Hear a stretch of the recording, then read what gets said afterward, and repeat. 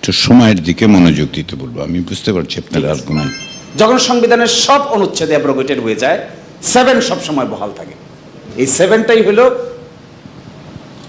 জনগণের ইচ্ছার চরম বহিঃপ্রকাশ। এই জন্যই আমরা এখানে, এই জন্যই সরকার। এছাড়া আর কোনো ফাউন্ডেশন যে যাই দিতে চাইবেন তারা কেউ কোনো লিগ্যাল আর্গুমেন্ট করতে পারবেন না। তারা সবাই করবেন হলো আমি যদি এই আর্গুমেন্ট করে আমি বলবো, ক্ষমতার জোরে বলতে পারবো, শক্তির জোরে বলতে পারবো, নানান কারণে আমি বলতে পারবো, কিন্তু there is no such foundation. আমরা যে বলছি ফেব্রুয়ারিতে নির্বাচন হবে, under what law? Where is the law? Under what law the election will take place?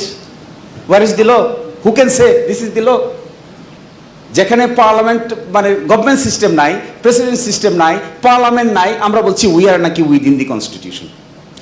This understanding is my humble view is a serious misunderstanding of the constitutional jurisprudence, also the political jurisprudence.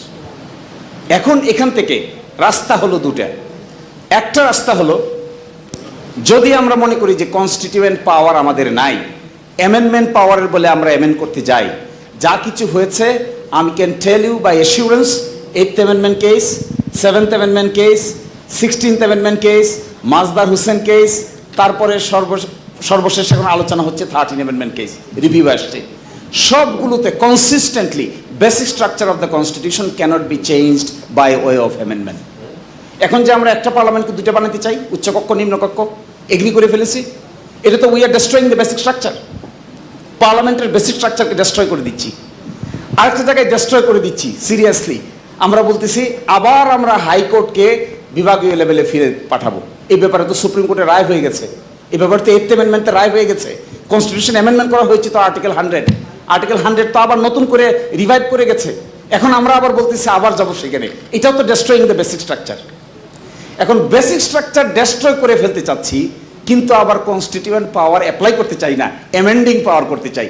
একটাও টিকবে না। আমি আপনাদেরকে for God sake বলতে পারি, যেদিন আপনাদের যাদের বয়স হয়ে গেছে থাকবেন না, আমাদের যাদের মধ্য বয়স হয়ে গেছে আমরা থাকবো না, আর যারা এই রিভলিউশন ঘটাইছে তারাও সেদিন হয়তো মধ্য বয়সী থাকবে। সব কিছু উল্টে যাবে কনস্টিটিউশনাল জুরিসপ্রুডেন্স নিউ সার্কামস্টেন্সেসে, যদি না কনস্টিটিউয়েন্ট পাওয়ার অ্যাপ্লাই করার অপরচুনিটি বের করা না হয়। আমি আপনার একটু সময়ের দিকে মনোযোগ দিতে বলবো। আমি বুঝতে পারছি আপনার আর্গুমেন্টটা। না, আপনি শেষ করুন, আমি এক্ষুনি আপনাকে if you could wrap it up quickly আর কি।